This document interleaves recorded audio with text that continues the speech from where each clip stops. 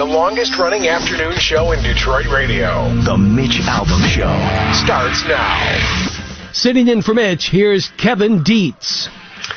Happy primary election day. I got out of my car at about 8:30 this morning and walked towards the elementary school door that is my assigned voting location. When I opened the door, there were about 5 workers, 4 of them most likely over 70 years old. A couple of them had face masks on. A couple of them had those full face shields. There were several hand sanitizer stations. The big health concern today at the polls was that those voting did not have to wear face masks. Everyone inside to vote when I was there had one on. But I don't know if it would have mattered. There were only 3 other people there to vote. Social distancing was not a problem. I voted quickly, put on my I voted sticker, sanitized my hands, and said goodbye. Reports of low turnout poured in from many communities as people either already voted by mail or decided to stay home. This was what an election in a pandemic looks like. What does it all mean? Let's ask our first guest, Oakland University professor of political science, David Dulio. Dave, thanks for being on the Mitch Albom Show. It's my pleasure, Kevin. Good to talk to you. It's good to talk to you as well. I hope you voted either by mail or in person today. I'm actually going to head to the polls right as soon as I hang up with you. All right. Good man. Good man. So what is your early takeaway from what we've been seeing so far with the light turnout at the polls? Well, I think it's uncertainty on a whole host of levels. And I think while we can normally, or under normal circumstances, get a sense of turnout by looking at the number of people who are in line at our local precinct or getting some reports from across the state, we won't be able to do that this time because so many folks have requested absentee ballots. And we'll see what the turnout is when everything's counted. And that's the other piece of uncertainty is when are we going to get full and complete results? Yeah, so record number of absentee ballots. They've started to count them, but it's going to be slower than it would be if people had voted in person, right? Correct, and that's it, at least in part because there are some checks that need to happen to make sure that signatures match from the application to the ballot, and it's just a slower process. Do you think there's going to be more mistakes? I won't say fraud at this time, but do you think there's going to be more mistakes with more people mailing it in? Well, I think that depends on the processes that the clerks have in place, and they've had a lot of time to get ready for this in terms of thinking about how they're going to handle it. I don't think there's any question that the election officials probably don't have as many people as they would like to count the ballots, but I think we can be confident that they've got the right processes in place. So who does it favor if people are mailing it in versus going in? Does it favor one political party over the other? I don't think it does.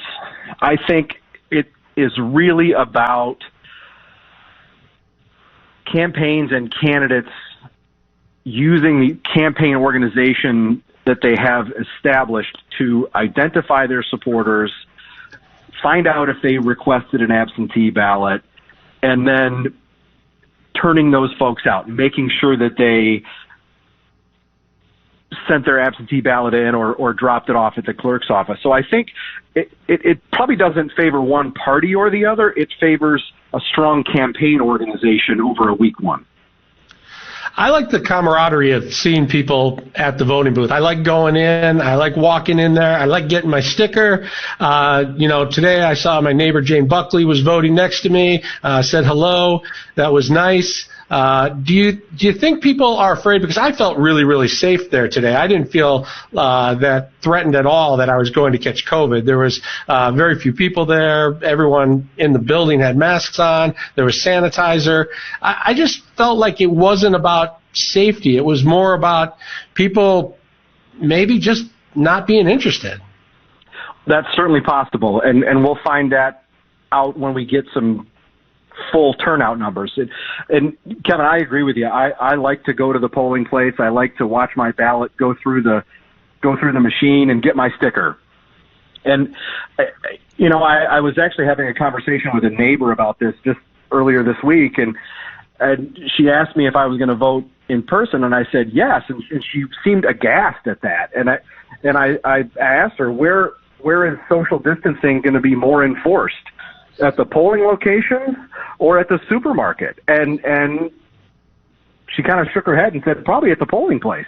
Yeah, I think that's absolutely true. They were also cleaning the tables that you sat down to fill out your ballot on after every person came in. I felt very safe. There was a lot of talk though about the fact that people voting did not have to wear masks. Is that a constitutional issue? That's a good question. I think that it's a bit surprising that that's the case. There have been requirements imposed, and that's not a judgment, right, on anybody that's imposing those requirements, but they've been imposed elsewhere. I wonder why it wasn't at the polling places.